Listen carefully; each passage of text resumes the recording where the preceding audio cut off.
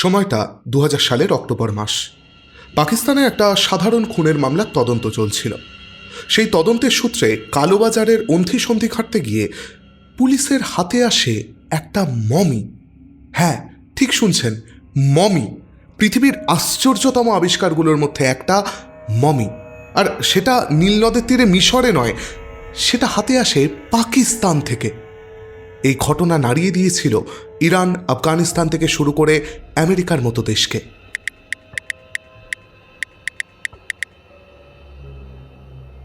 নমস্কার, আপনারা শুনছেন অপরাধ সূত্র। এখানে আমরা গল্প শোনাই না বইয়ের পাতা থেকে নয়, বরং পুলিশের খাতা থেকে।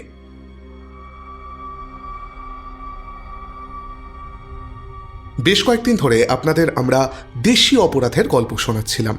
হ্যাঁ, মাঝখানে একটা বিদেশি সিরিয়াল কিলার টেড বান্ডির ঘটনা আপনাদের শুনিয়েছিলাম। সেখানে আপনাদের রেসপন্স খুব ভালো ছিল। যারা শোনেননি তারা এখনই গিয়ে কেসটা শুনে আসতে পারেন। আর সেই রেসপন্স দেখে আমরা ঠিক করলাম আরেকবার বিদেশে পাড়ি দিই। এবারে বেশি দূর নয়, পাকিস্তান। আর আরেকটা পার্থক্য হচ্ছে, এবারে আমাদের ঘটনার কেন্দ্রবিন্দুতে কোনো সিরিয়াল কিলার না, খোদ একটা মমি। এই মমিটা পাওয়া গেছিল পাকিস্তানের বালুচিস্তান প্রদেশ থেকে। বালুচিস্তানের নাম তো আপনারা সবাই শুনেছেন। যারা এতদিন শোনেননি ধুরন্ধর মুভির কল্যাণে, এখন তারাও জেনে গেছেন। তবু আমি একটু আপনাদের সুবিধার্থেই বলে রাখি, এই বালুচিস্তান হচ্ছে পাকিস্তানের প্রায় 44% অংশ। এই বালুচিস্তানের একদিকে আফগানিস্তান বর্ডার, একদিকে ইরান বর্ডার, আর একদিকে আরাবিয়ান সি। মানে বুঝতেই পারছেন, পুরোটাই প্রায় বর্ডার এরিয়া। এবার বুঝতেই পারছেন যে বর্ডার এরিয়া হলে সেখানে সিকিউরিটি খুব হাইফাই হয়। বিশেষ করে পাকিস্তানের মতো দেশে এই অঞ্চলটা তো পুরোটাই শাসন করে পাকিস্তানি আর্মি। তাই স্বাভাবিকভাবে এই ঘটনাটা একাধিক দেশকে জড়িয়ে ফেলেছিল। তো হয়েছিল কি, 2000 সালের অক্টোবর মাস ধরুন। সেই সময় পুলিশ একটা খুনের ঘটনা তদন্ত করতে গিয়ে একটি টেপ হাতে পায়। সেই টেপটা যখন তারা প্লে করে, সেখানে দেখে যে একজন লোক জোর গলায় একটা জিনিস দেখিয়ে ক্লেম করছে যে এটা সে বিক্রি করতে চায়, এবং এটার দাম পাকিস্তানি মুদ্রায় 66 কোটি টাকা। পুলিশ জিনিসটা দেখে রীতিমতো চমকে ওঠে।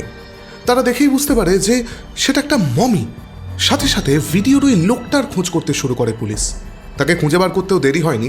লোকটার নাম ছিল আলী আকবর। তাকে ধরলে সে জানায় যে মমিটা বিক্রির জন্য রাখা আছে আফগানিস্তান বর্ডারের কাছে বালুচিস্তানে একজন বালুচ নেতার বাড়িতে। বাড়িটা হচ্ছে থারান গ্রামে, এবং নেতার নাম ওয়ালি মোহাম্মদ রিকি। পুলিশ সঙ্গে সঙ্গে ছুটে যায় সেখানে, এবং যেতেই তাদের সামনে আসে সেই ঐতিহাসিক মনুমেন্ট মমি। পুলিশের রীতিমতো চোখ ধাঁধিয়ে যায় মমির ঐশ্বর্য দেখে। মমিটা শুয়েছিল বিশ্রামের ভঙ্গিতে একটা বিরাট কাঠের কফিনে। প্রাচীন মিশর দেশে যেমন থাকতো, আপনারা অনেকেই মমি হয়তো দেখেননি, কিন্তু মমি সিনেমা তো দেখেছেন। সেই সিনেমাতেও আপনারা দেখবেন যে ভঙ্গিতে মমি শুইয়ে রাখা হতো, ঠিক সেই ভঙ্গিতে। যে বাক্সটার মধ্যে মমিটা ছিল, মানে যেটাকে সার্কোফেগাস বলে, সেটাও সোনালি আভায় ঝলমল করছে। এছাড়া মমির গায়ে গয়নার শেষ নেই। মাথায় সোনার মুকুট, বুক জোড়া সোনার গয়না, আর মমির হাতে ধরা একটা সোনার পাত, তার মধ্যে কিউনিফর্ম লিপিতে কিছু লেখা। এবার পুলিশ স্বভাবতই সেটা বুঝতে পারেনি, কারণ কিউনিফর্ম লিপির পাঠোদ্ধার তো সবার পক্ষে সম্ভব না। সঙ্গে সঙ্গে পুলিশ অ্যারেস্ট করে এই আলী আকবর এবং রিকিকে অ্যান্টিক জিনিস ব্ল্যাক মার্কেটে বিক্রি করার চেষ্টা করার দায়। পুলিশ তদন্ত করতে গিয়ে জানতে পারে যে এই রিকি আসলে পাতি ভাষায় যাকে বলে ব্ল্যাক মার্কেটের দালাল, সেই দালাল। রিকি জানায় যে মমিটা সে পেয়েছিল একজন ইরানিয়ান নাগরিক শরীফ শাহের থেকে। শরীফ শাহ তাকে বলেছিল যে তাদের বাড়ির ওখানে একবার ভূমিকম্প হয়েছিল, ভূমিকম্পের সময় এই মমিটা মাটির নিচে থেকে বেরিয়ে এসেছিল, সে এটা বর্ডার পার করে পাকিস্তানে নিয়ে এসেছে, এটা যেন রিকি ব্ল্যাক মার্কেটে বিক্রি করে দেয়, এবং তার লাভের একটা পোর্শন সেই শরীফ শাহকে দিলেই শরীফ শাহ খুশি। আপাতত রিকি এটা রাখুক, বিক্রি করা হয়ে গেলে সে শরীফ শাহকে খবর দেবে, এবং শরীফ শাহ পাকিস্তানে এসে নিজের হিস্সা বুঝে নিয়ে যাবে। এবার পুলিশ স্বভাবতই এই শরীফ শাহকে খুঁজতে শুরু করে। ইরান সরকারের সহায়তায় ইরানে খোঁজা হয়, এবং গোটা পাকিস্তানেও তার খোঁজ চালানো হয়। কিন্তু অদ্ভুতভাবে এই শাহ যেন হাওয়ায় উবে গেছে। আমার মনে হয় নামটা ঠিক ছিল না। আপনাদের মনে হয় না একজন ব্ল্যাক মার্কেটের দালাল যার নাম শরীফ? যাই হোক, পুলিশ এবার কড়া নিরাপত্তায় এই মমিটাকে পাকিস্তানের যে আর্কিওলজিক্যাল ডিপার্টমেন্ট সেখানে পাঠায়। পাকিস্তান সরকারও এবার নড়ে চড়ে বসে। এর হিস্টোরিক্যাল ভ্যালুটা আপনারা বুঝতে পারছেন তো? মানে ভাবুন, আমাদের কলকাতা মিউজিয়ামে একটা মমি আছে, সেটা দেখার জন্য বছরে কত লোক কলকাতা মিউজিয়ামে আসে। এবং ভারতের অন্যান্য প্রদেশ থেকে পর্যন্ত লোক যায়। সুতরাং এটার হিস্টোরিক্যাল এবং মনিটারি দুটো ভ্যালুই অত্যন্ত বেশি। এছাড়া পাকিস্তান থেকে যদি মমি পাওয়া যায়, তার হিস্টোরিক্যাল গুরুত্বটা বুঝতে পারছেন। ইতিহাসই নতুন করে লেখা হবে, কারণ মিশরের বাইরে কয়েকটা দেশ আরও আছে, সেগুলো বাদ দিয়ে আর তো কোথাও মমি পাওয়া যায়নি। সুতরাং ইতিহাসে ঝলঝল করবে পাকিস্তানের নাম। 26শে অক্টোবর পাকিস্তানের বিখ্যাত আর্কিওলজিস্ট এবং কায়েদে আজম ইউনিভার্সিটির প্রফেসর হাসান দানি এই মমিটা পরীক্ষা করেন এবং ওই কিউনিফর্ম লিপির পাঠোদ্ধার করেন। তিনি একটা বেশ বড়সড় প্রেস কনফারেন্স ডাকেন। প্রেস কনফারেন্স ডেকে সেখানে তিনি বলেন যে এই মমিটার বয়স প্রায় 2600 বছর, মানে মমিটা তৈরি করা হয়েছিল 600 বিসিতে। মমিটা প্রথমে একটা কাঠের বাক্সে রাখা হয়, তারপর সেই কাঠের বাক্সটা সমেত সেটাকে রাখা হয় একটা পাথরের বাক্সের মধ্যে। এছাড়া মমির বুক থেকে মোম এবং মধু পাওয়া যায়, যেটা অরিজিনাল যে মমি হয়, মিশরের যে মমি হয়, সেই মমির মধ্যেও পাওয়া যায়। বাক্স এবং মমির বুকে থাকা কিউনিফর্ম লিপি থেকে জানা যায়, তাতে লেখা রয়েছে, আমি একজন রাজকন্যা, আমার নাম রোদগুনে। এর থেকে পাকিস্তানের আর্কিওলজিক্যাল ডিপার্টমেন্ট অনুমান করে নেয় যে পারস্যের একজন রাজা ছিল প্রথম জার্সিক্স, এটি তারই মেয়ে রাজকুমারী রোদগুনে। বাক্সের যে কিউনিফর্ম লিপি ছিল তার সাথে মিল পাওয়া যায় মেসোপটেমিয়ান লিপির, মানে বেশ বড় রকমের একটা পারস্য যুগের ইঙ্গিত কিন্তু এই বাক্সটাও দিচ্ছিল। এই সমস্ত এভিডেন্স দেখে পাকিস্তান আর্কিওলজিক্যাল ডিপার্টমেন্ট বলে যে এটি পারস্যেরই একটি রাজকন্যার মমি, যার বিয়ে হয়েছিল মিশরের কোনো রাজার সাথে। এই একটা প্রেস কনফারেন্সে গোটা পৃথিবীর ইতিহাসপ্রেমী মানুষের নজর ঘুরে যায় পাকিস্তানের দিকে। এটা শুধুমাত্র আর একটা প্রত্নতাত্ত্বিক আবিষ্কার থাকে না, এটা হয়ে যায় একটা দেশের জাতীয় পরিচয়, গর্বের বিষয়। এবার আপনাদেরকে আমি আগেই বলেছিলাম যে মমিটা পাওয়া গেছিল বালুচিস্তান থেকে, এবং বালুচিস্তান দুটি দেশের বর্ডার।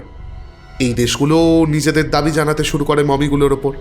আফগানিস্তান তো জানায় যেহেতু তাদের বর্ডারে, সুতরাং তাদেরও এটার ওপর একটা অধিকার রয়েছে। আর ইরান জানায় পাকিস্তান যেহেতু বলছে যে এই মমিটা পারস্য থেকে পাকিস্তানে গেছে, সুতরাং মমির জন্ম যেখানে হয়েছে সেখানেই মমিটার থাকার কথা। মমিটার ওপর অধিকার ইরান সরকারের। এখানে আপনাদের যাতে বুঝতে অসুবিধে না হয় তাই বলে রাখি, ইরানই কিন্তু পূর্বের পারস্য। এবার পাকিস্তানও নিজের সম্পদ অন্যদের হাতে দিতে নারাজ, আর সেটাই তো স্বাভাবিক। তো পরিস্থিতি যখন এরকম জগাখিচুড়ি হয়ে উঠেছে, তখন পশ্চিমা বিশ্বের নজর গেল এই মমিটার উপর। এই খবরটা দেখে অবাক হন নিউ ইয়র্কের মেট্রোপলিটন মিউজিয়ামের কিউরেটর অস্কার মুস্কারেল্লা। তিনি FBI এর থ্রু ইন্টারপোলকে জানান যে 2000 সালেরই মার্চ মাস নাগাদ আমানুল্লাহ রিগি নামে একজন মিডিয়েটর তার বাড়ির নিউ জার্সিতে, তিনি অস্কারকে একটা মমির 4টে পোলারয়েড ছবি পাঠিয়েছিলেন। সেই সঙ্গে তাকে পাঠানো হয়েছিল একটা কিউনিফর্ম লিপির ট্রান্সলেশন। এবার এই ট্রান্সলেশনটা করেছিল আমেরিকার একজন বিখ্যাত কিউনিফর্ম লিপি স্পেশালিস্ট। রিকি অস্কারকে বলেছিলেন যে পাকিস্তানে তার একজন পরিচিত এই মমিটাকে বিক্রি করতে চাইছে। তো এরপর অস্কার মুস্কারেল্লা সেই কিউনিফর্ম লিপি স্পেশালিস্টের সাথে যোগাযোগ করেন। সেখানে তিনি জানতে পারেন যে এই যে মিডিয়েটর রিগি, সে অর্ধেক রিপোর্ট তাকে পাঠিয়েছে, বাকি অর্ধেকে লেখা আছে যে এই কিউনিফর্ম লিপিটা ফেক। এটা শোনার পর তার কাছে যে 4টে পোলারয়েড ছবি এসেছিল সেগুলো তিনি ভালো করে যাচাই করেন, এবং যাচাই করতে গিয়ে দেখতে পান তিনিও বেশ কিছু সন্দেহজনক জিনিস পাচ্ছেন এখান থেকে। তাই তিনি এই ব্যাপারটা নিয়ে আর বেশি দূর এগোননি। এখন তার খবরে দেখে মনে হচ্ছে যে এটি সেই মমি। এবার মাস্কারেল্লা নিজেও বড় আর্কিওলজিস্ট ছিলেন। এরকম একজনের কথায় পৃথিবীর আর্কিওলজিতে হইচই পড়ে গেল। অনেকে বলতে শুরু করলো মমিটা আসল, অনেকে বলতে শুরু করলো যে মমিটা সম্পূর্ণ নকল। কিন্তু পাকিস্তান তো মানতে নারাজ। পাকিস্তান তখন নিজেদের সবথেকে ভালো আর্কিওলজিস্ট ইব্রাহিমকে দায়িত্ব দিল এই মমিটা পরীক্ষা করে দেখার। প্রসঙ্গত আপনাদের বলে রাখি, আমি জানি আপনারা জানেন, তাও বলে রাখি, মমি এমনভাবেই তৈরি হতো যে 2000 বছর যদি সেটা রুম টেম্পারেচারে থাকে তাও সেটা নষ্ট হওয়ার কথা নয়, তাতে পচন ধরার কথা নয়। কিন্তু ইব্রাহিম মমিটা পরীক্ষা করতে গিয়ে প্রথমেই যেটা দেখলেন সেটা হচ্ছে মমিটাতে পচন ধরতে শুরু করেছে এই কদিনেই। এছাড়া যে কিউনিফর্ম লিপিটা পাওয়া গেছিল, সে কিউনিফর্ম লিপিতে রাজকন্যার নামটা পার্সিয়ানে লেখা থাকলেও সেটা লিখতে ব্যবহার করা হয়েছিল গ্রিক অ্যালফাবেট। মানে যিনি নামটা লিখেছেন তিনি পার্সিয়ানটা ঠিকঠাকভাবে জানতেন না। মমির সঙ্গে যে সোনার গয়না গাটি, সোনার ধাতু পাওয়া গেছিল, পরীক্ষা করে দেখা গেল সেগুলো সব নকল। সেগুলো সাধারণ কোনো ধাতু, তার গায়ে সোনার জল দেওয়া। সঙ্গে সঙ্গে ইব্রাহিম মমিটাকে আগা খান হসপিটালে সিটি স্ক্যান করার জন্য পাঠিয়ে দিলেন। হসপিটালের রিপোর্ট দেখে রীতিমতো অবাক হন তিনি। পরীক্ষায় দেখা যায় যে এই মমি মিশরীয় রীতি মেনে তৈরিই হয়নি। কারণ মিশরীয়রা মনে করতো যে আমাদের যে হার্ট থাকে তার মধ্যেই আত্মার বাস। তারা অন্যান্য অঙ্গ বার করে নিলেও হার্টটা বুকের ভেতরই রেখে দিত। এই মমি থেকে সেই হার্টটাও গায়েব, মানে হার্টটাও বার করে নেওয়া হয়েছে যাতে পচন না লাগে। এছাড়া যে টেন্ডনগুলো 2000 বছর থাকলে ক্ষয়ে যাওয়ার কথা সেগুলো একদম অক্ষত। মৃতদেহের ঘাড়, পেলভিস বোন এবং হিপ জয়েন্ট ভাঙা। তার গায়ে ছুরিকাঘাত রয়েছে এবং দাঁতগুলো যেন কেউ উপড়ে নিয়েছে। তিনি সঙ্গে সঙ্গে বডিটার কার্বন ডেটিং করতে পাঠান। এইবার চরম ধাক্কাটা খেলো পাকিস্তান। কার্বন ডেটিংয়ে দেখা গেল মমির বয়স 2600 বোধহয়, 26 বছরও নয়, বড়জোর 2 থেকে 3 বছরের পুরনো মমিটা। এটা আসলে কোনো 21 থেকে 25 বছর বয়সী মেয়ের দেহ, যে মারা গেছিল ধরুন 1996 সাল নাগাদ, এবং এতদিন সেই বডিটাকে কোনো ফ্রিজারে রাখা ছিল। 21 এপ্রিল 2021 একটা প্রেস কনফারেন্স ডেকে পাকিস্তান সরকার অবশেষে স্বীকার করে যে মমিটি আসল নয়, মমিটি নকল, এবং এটা কোনো একটা খুনের কেস। মেয়েটিকে খুন করে তার ভিতর থেকে ইন্টারনাল সমস্ত অর্গ্যানগুলো বার করে নিয়ে সেখানে কোনো কিছুর গুঁড়ো ভরে দেওয়া হয়েছিল। কিন্তু এবার আমাদের টিম অপরাধ সূত্রের করণীয় কি? কোনো হত্যা মামলার ওপর থেকে জাল উন্মোচন করা। এখানে জানেন তো, পুলিশের খাতাও আমাদের হতাশ করেছে। হতভাগ্য মেয়েটির খোঁজ কেউ করেনি। হ্যাঁ, পুলিশ নামমাত্র কয়েকদিন তদন্ত করেছিল, কয়েকজনকে অ্যারেস্টও করেছিল, কিন্তু সেগুলো লোক দেখানো, বুঝতেই পারছেন। তারপর প্রমাণ না পেয়ে তাদেরকে ছেড়েও দিয়েছিল। একটা 2600 বছরের পুরনো মমির ওপর ইন্টারেস্ট ছিল সবার, গোটা বিশ্ব সেদিকে তাকিয়েছিল। কিন্তু একটা সদ্য মারা যাওয়া মেয়ের প্রতি, সেটা তো সাধারণ একটা লাশ, তার তো কোনো হিস্টোরিক্যাল ভ্যালু নেই, তাই তার প্রতি মায়া মমতা, সে তার খুনিকে খোঁজার চেষ্টা কারোরই আর রইল না। কিন্তু যাই হোক, পুলিশের না হয় সাধারণ একটা মেয়ের জন্য সময় নেই, আমাদের হাতে আছে। আসুন আমরা বোঝার চেষ্টা করি আসলে ঘটনাটা কি হতে পারে। সিটি স্ক্যান এবং কার্বন ডেটিংয়ের সময় অনেকগুলো তথ্য জানা গেছিল, যেমন মেয়েটার ইন্টারনাল সমস্ত অর্গ্যান মিসিং, তার পেলভিস বোন ভাঙা, হিপ জয়েন্ট ভাঙা এবং ঘাড় ভাঙা।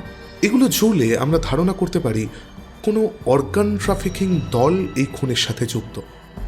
আবার মেয়েটাকে যে খুনের আগে রেপ করা হয়েছিল সেটা কিন্তু বোঝা যাচ্ছে এই পেলভিস বোন এবং হিপ জয়েন্ট ভাঙা থেকে। মেয়েটা সম্ভবত অন্য কোনো দেশের ছিল, হয়তো আফগানিস্তানের, হয়তো বেটার লাইফের আশায় বর্ডার ক্রস করে পাকিস্তানে ঢুকেছিল। তারপর সে পরে কোনো অর্গান ট্রাফিকিং দলের হাতে, সেখানে তাকে রেপ করে খুন করা হয় এবং তার দেহ থেকে সমস্ত অর্গান বার করে নিয়ে সেগুলোকে বিক্রি করে দেওয়া হয়েছিল। তারপর তারা খুনের প্রমাণ লোপাট করার একটা অদ্ভুত আইডিয়া বের করে, মেয়েটিকে মমিফাইড করে, এবং মমিফাইড করার পর ওই দালাল ওয়ালির কথা বলেছিলাম, তাকে টুপি পরিয়ে তার কাছে ফেলে রেখে দিয়ে জাস্ট হাওয়া হয়ে যায়। এই অচেনা মেয়েটিকে নিয়ে উৎসাহ দেখায়নি পৃথিবীর কেউ। সে নাম না জানা একটা লাশ হয়েই পড়েছিল বেশ কয়েক বছর। ফাইনালি 2005 সাল নাগাদ পাকিস্তানের একটা ট্রাস্ট, এথি ট্রাস্ট, তারা মেয়েটির সৎকারের জন্য পুলিশের কাছে আবেদন করেন। পুলিশ প্রথমেই তাদের আবেদন নাকচ করে দেয়। তারপর আইনের অনেক জটিল পথ পেরিয়ে 2008 সাল নাগাদ মেয়েটির সৎকার করা হয়। আমাদের আজকের কেসটা বড় অদ্ভুত, তাই না? আমরা যত কেস কভার করছি, আমাদের এটা বোধ হয় 17 বা 18 নম্বর এপিসোড, আমরা তো এতগুলো কেস কভার করে এলাম। একটা জিনিস আমরা দেখলাম, জানেন, মেয়েদের শুধু শরীরের দামটাই আমাদের সমাজ দেয়।